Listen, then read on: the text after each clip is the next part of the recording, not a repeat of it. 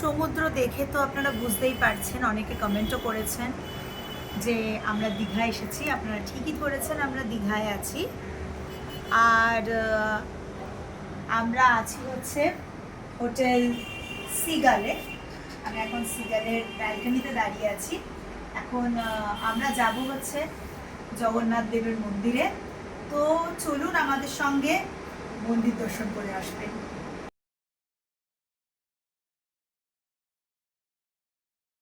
এখানে জুতো জমা দিতে হবে, দেন পুরো খালি পায়ে হাঁটতে হবে। এতটা রাস্তা, অনেকটা রাস্তা খালি পায়ে হাঁটতে হবে। আর এখানে সমস্ত পুজোর ডালা, পুজো দেওয়ার জন্য সমস্ত জিনিসপত্র এখানে আছে। এই রাস্তা দিয়ে খালি পায়ে যেতে হবে, পায়ে খুব কষ্ট হচ্ছে কারণ আমার অলরেডি পা জ্বলছে। বাট এটা কতটা রাস্তা, গিয়ে ঢুকেই হলো মন্দির।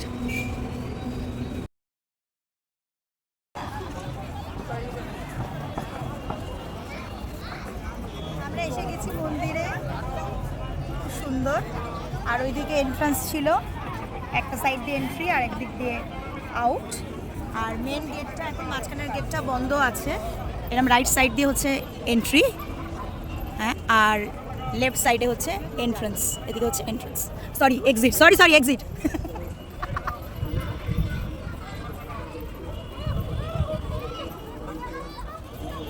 তো চলুন দেখি সামনে আরো কি দেখা যায়। মন্দির কিন্তু ভীষণ সুন্দর। টাইমিং হচ্ছে সকাল 6টা থেকে দুপুর 1টা, আর বিকেল 3টে থেকে রাত্রির 8টা। ভীষণ সুন্দর, অনেক বড় জায়গা নিয়ে মন্দির। অনেকটা টাইম লাগবে আপনাদের দেখতে। এবার ভিডিওতে আপনারা মন্দিরটার সৌন্দর্য উপভোগ করুন।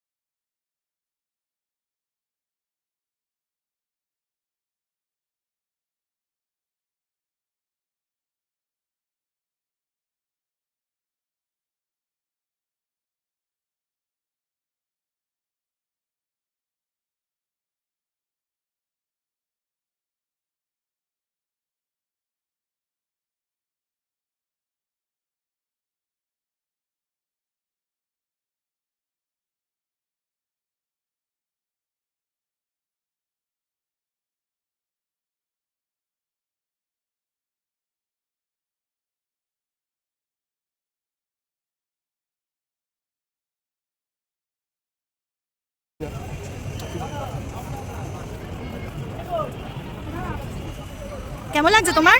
খুব সুন্দর, বিউটিফুল মন্দির। এই ছিল মেন গেট।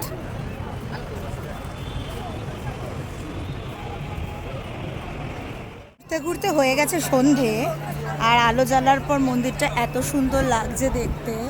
দেখুন, আপনাদের দেখাচ্ছি, ভীষণ সুন্দর লাগছে। এমনিতেও মন্দিরটা অনেক বড় জায়গা নিয়ে করেছে, আর ভীষণ সুন্দর করেছে।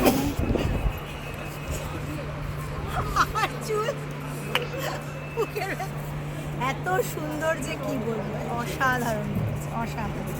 এখানটা মনে হয় একটা ছবিও খুব ভালো আসবে, তাই না? ঠিক আছে।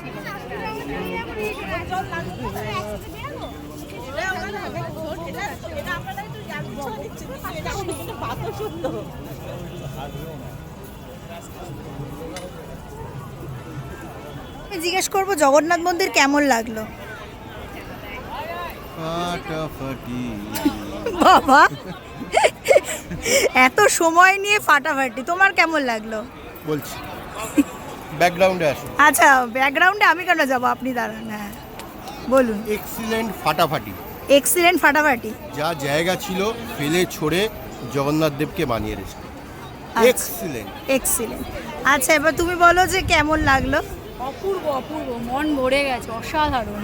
তো আপনারাও সকলে আসুন, এখনো অনেক ফাঁকা আছে, এখনো সুন্দর করে পুজো দেওয়া হচ্ছে। যত ফাঁকা আছে আরো 2-3টে মন্দির করা যাবে।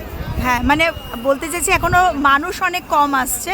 তো আপনারাও এরই মধ্যে এসে জগন্নাথ মন্দিরটা দেখে যান, কারণ এরপর ভিড় আরও বাড়বে।